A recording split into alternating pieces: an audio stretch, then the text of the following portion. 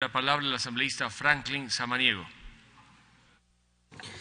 Señor presidente encargado, compañeros y compañeros asambleístas, quiero, previo a consignar algunas observaciones, comentarles que uno de los temas de fiscalización de la Comisión AMPETRA fue la gestión de la Defensoría del Pueblo. Y yo quería no dejar pasar esta oportunidad también para relevar estas observaciones que se plantearon desde la Comisión AMPETRA. Pues una cosa es, y se ha demostrado ya, lo que está constando en la ley, que me parece que hay un trabajo sumamente importante de la Comisión, más los aportes que en este momento se han realizado, pero que efectivamente hay temas que deben analizarse con profundidad.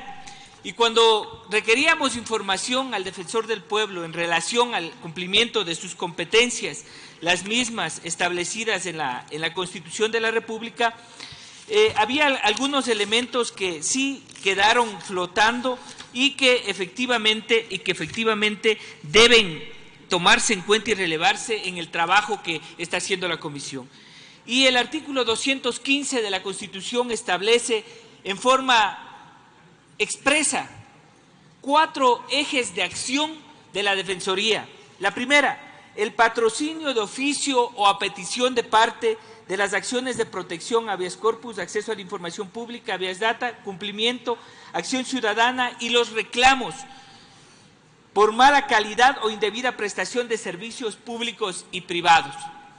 Creo que ahí debo discrepar un poco con lo que se señalaba por parte del asambleísta que me anteló en la palabra, pues en el numeral primero del artículo 215, en forma expresa, señala que debe darse el patrocinio de oficio a petición de parte en los reclamos por mala calidad o indebida prestación de servicios públicos y privados. Esto también es garantía de derechos. El segundo, emitir medidas de cumplimiento obligatorio e inmediato en materia de protección de derechos y solicitar juzgamiento y sanción ante la autoridad competente por sus incumplimientos. Y aquí tenemos que hacer una puntualización y además resaltar esta competencia que es sumamente importante.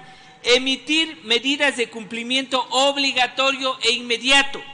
Nosotros habíamos hecho un requerimiento de información y lamentablemente la Defensoría del Pueblo nos quedaba debiendo. Hay más de 7.500 casos, por ejemplo, en el tema de violencia sexual que no tuvieron el cumplimiento de esta disposición expresa de la Constitución. La tercera, investigar y resolver en el marco de sus atribuciones sobre acciones o omisiones de personas naturales o jurídicas que presten servicios públicos, sumamente importante. Y al final, ejercer y promover la vigilancia del debido proceso y prevenir e impedir de inmediato la tortura, el trato cruel, inhumano y degradante en todas sus formas. Sin embargo, de esto quiero señalar lo que nos decía la Defensoría del Pueblo en su momento. La Defensoría del Pueblo del Ecuador es la institución nacional de derechos humanos y como tal tiene el mandato constitucional de proteger, precautelar y promover los derechos humanos de todos los habitantes del Ecuador, así como los ecuatorianos y ecuatorianas que se encuentren fuera del país. En ese sentido, implementa su accionar siguiendo los lineamientos internacionales establecidos en los principios de París que fueron adoptados por las Naciones Unidas, los cuales delimitan la naturaleza, alcance y líneas de acción de las instituciones nacionales de derechos humanos, un elemento que también, a mi criterio, tiene que incluirse en el desarrollo normativo. Y quiero señalar que efectivamente, cuando a la Defensoría del Pueblo en los temas de niñez se le requería que se informe sobre si cuenta o no con oficinas especializadas de atención de casos de violencia sexual, temas que la Constitución manda en los temas de niñez y adolescencia, en la disposición pertinente establece, cuando habla del interés superior de los niños, niñas y adolescentes, la preeminencia de los derechos de los niños, niñas y adolescentes sobre los demás derechos establecidos en la Constitución.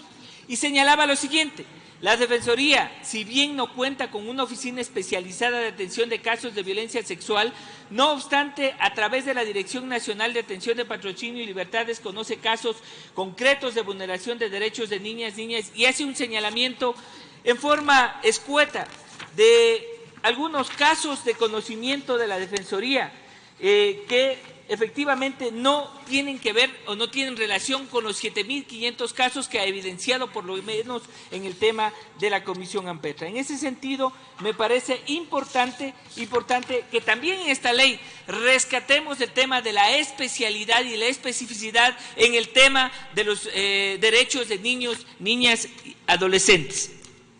Para un poco ir cerrando mi intervención, dos cosas fundamentales.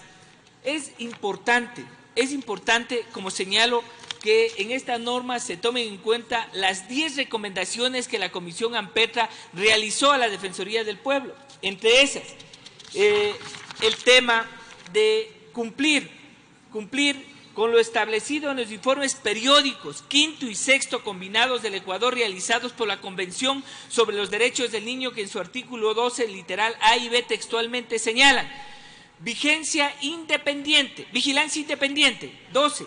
En relación con su observación general número 2 del año 2002 sobre el papel de las instituciones nacionales independientes de derechos humanos en la promoción y protección de los derechos de niños, el comité recomienda al Estado parte de lo siguiente: A. Establezca rápidamente un mecanismo específico para supervisar los derechos de niños en la Defensoría del Pueblo y le dé el mandato de recibir, investigar y tratar las quejas presentadas por los niños de modo que se tengan en cuenta los intereses de estos. Por ejemplo, proponiendo legislación y políticas sobre derechos de niños, que es un tema que yo estoy planteando se incluya en la normativa que estamos debatiendo. Y B, asegure la independencia de la Defensoría del Pueblo y que ésta cuente con los recursos humanos, técnicos, financieros adecuados para promover y supervisar la aplicación de la Convención y los protocolos facultativos. Ahí hay un tema que en forma expresa tiene que incluirse en virtud del precepto constitucional, del marco constitucional, del bloque de constitucionalidad existente y además también de las convenciones y protocolos facultativos suscritos por el Ecuador. Y en general quiero señalar dos observaciones puntuales. La primera, en lo que tiene que ver con la inmunidad. Yo quiero discrepar. No puede, si bien la Constitución determina que el defensor del pueblo tiene inmunidad, no puede tener la misma inmunidad, por ejemplo, que los asambleístas. ¿Por qué? Porque se incluyen el tema de opiniones.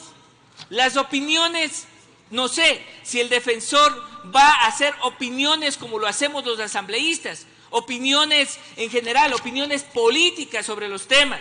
Nosotros cuando realizamos opiniones tenemos inmunidad. Yo creo que la inmunidad que tiene que referirse, porque la Constitución hace relación a la inmunidad de acuerdo a la ley.